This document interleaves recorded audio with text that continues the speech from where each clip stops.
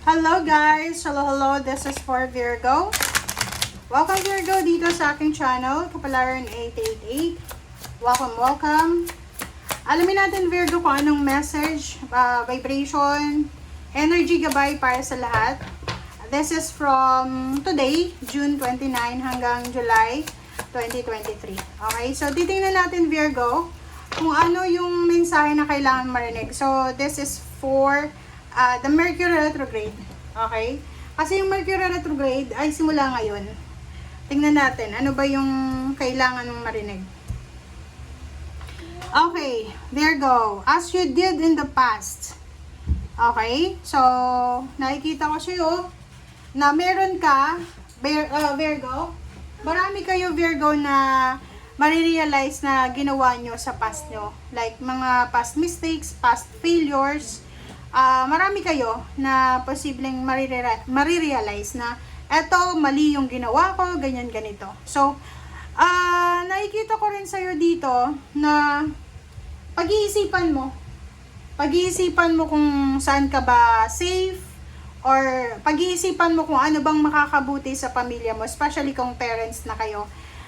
Nakafocus kayo sa kung ano yung pwede nyong magawa para maging safe yung family nyo, safe sa emotion, and then safe sa finances. Okay? So, eto yung first card natin. Another is the extraordinary power prayer. So, kung may mga problema, masama yung pakiramdam mo, may mga issues ka emotionally, sinasabi ng barahan na to na ang kailangan mo lang is you need to have a connection sa ating Panginoon. There's a power sa prayers, so kailangan mong mag-pray. At the same time, marirealize mo na there's a highest and lowest na estado ng buhay natin. Hindi lahat ng oras masaya tayo, hindi lahat ng oras malungkot tayo. So, sabi ng baraha, you don't have control, wala kang control sa sitwasyon mo. Ang magagawa mo lang is kontrolin yung sarili mo. Okay? So, sabi ng baraha sa'yo dito, just go with the flow. Yun lang. Virgo. Just go with the flow lang.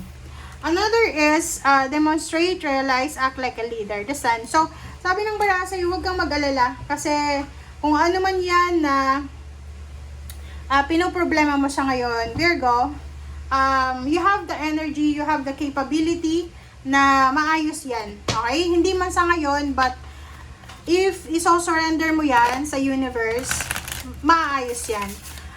If it's about your health, your family, your future, just surrender it to God.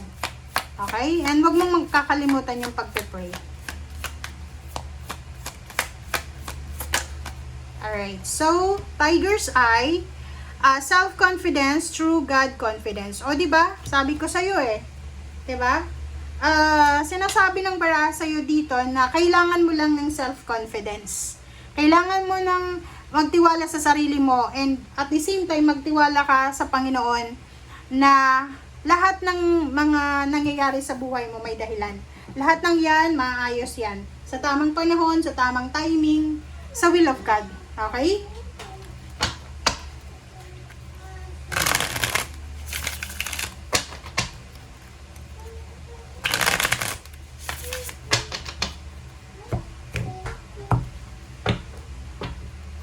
Okay, next is Queen of Cups and Five of Pentacles.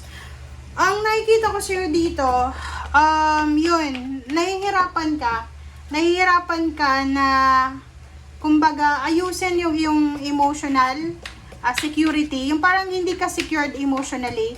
It's because of your financial problems. Okay, so ibig sabihin yan, may mga, may mga financial problems kayo na siyang nagiging rason or dahilan kung bakit ka hirap sa buhay emosyonal. Okay? Alright.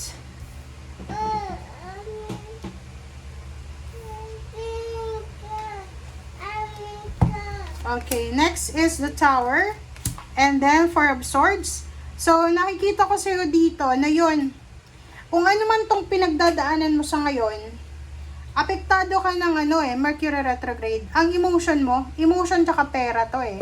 Yung pera, yung pera tsaka emotion, ay parang pareho yung pinoproblema mo during the Mercury retrograde. So, sabi ng baraha sa'yo, yun na nga, wala kang control eh, 'di ba? Wala kang control sa sitwasyon. So, ang magagawa mo dito is, kailangan mo daw na, kumbaga, tahimik lang. Okay? Tahimik ka lang. Kasi, kung makikita mo dito, 'di ba, yung Four of Swords, siguro nasosobrahan ka na sa trabaho, nasosobrahan ka na sa overthinking, overanalyzing, kasi 'di ba, ang dami-dami mong gustong gawin pero hindi lahat nagiging, kumbaga hindi lahat pumapabor sa iyo. So, yun. Wait lang please. Page of Swords and Three of Wands, 'di ba? Kailangan mo daw maghintay. Patiently waiting ka dapat. Ilaban mo pa rin, 'di ba? Ang dami mong pangarap eh. Marami ka din na skills, marami kang oportunidad na nag-aantay sa iyo sa future. So kung ngayon mismo, dahil sa problema mo sa emotion, problema sa health, problema sa pera, i-give up mo 'yan, sayang ito. 'Di ba? Kasi sabi ng baraha sa iyo, kailangan mong ilaban mo daw yung future mo. Alright? Okay, Six of Cups and the Star. So, dito sa two cards na to, may mga pangarap ka dati. 'Di ba? May mga pangarap ka dati na siguro kailangan mong balikan. Okay? Anong ibig sabihin yan? Siguro may inuuna ka eh. Ang nakikita ko dito, pwedeng nakapag-asawa ka ng maaga, pero may pangarap ka dati. Sa sense nag-asawa ka ng maaga, syempre, ang focus mo na yung asawa mo, yung anak mo. And dito sa barahang ito, sinasabi ng baraha sa'yo na babalik ulit siya because of Mercury retrograde. Diba? Magbabalik ulit. Yung mga pangarap mo dati, ay babalik ulit. Ano yung ibig sabihin yan? Basta yung Mercury retrograde, siya yung magpapabalik doon sa mga past wishes mo, goals mo sa buhay. Kahit yung mga ex nyo, parang gusto nyo nang makita ulit. Okay? So, dito sa barahang ito, may mga kaaway ka ba sa pamilya, may gulo, may ginawa ka. So, kailangan mo makipag-reconcile. Kailangan makipag-reconcile kasi baka huli na ang lahat. Kasi parang sinasabi ng baraha sa'yo na itong taong ito na kailangan mong i-reconcile, siya ay kumbaga nakatulong sa'yo siya dati. Okay? Kumbaga siya yung naging strong support mo.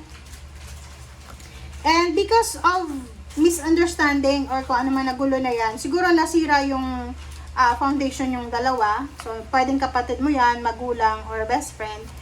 But, sabi ng baraha sa'yo, matatapos at matatapos din ang lahat. Okay? Kung ano man na issues na yan, emotional, financial, matatapos din yan. And you will be, you will recover. Okay? But this 3 weeks na to, huwag ka munang gagawa ng desisyon kung malungkot ka, wala kang pera. Kasi pagsisisihan mo yan pagdating ng August. Okay? Thank you. Bye!